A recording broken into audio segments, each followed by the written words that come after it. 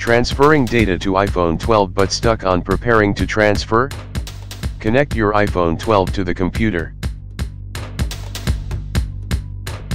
Quickly press the volume up and down buttons and hold the power button to put your iPhone 12 into recovery mode.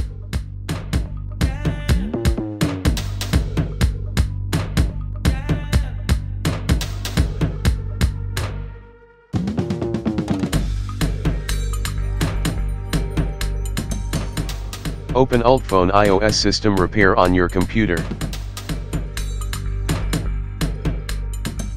Click Repair Operating System, and tap Fix Now. Download the firmware. Once done, click Repair Now.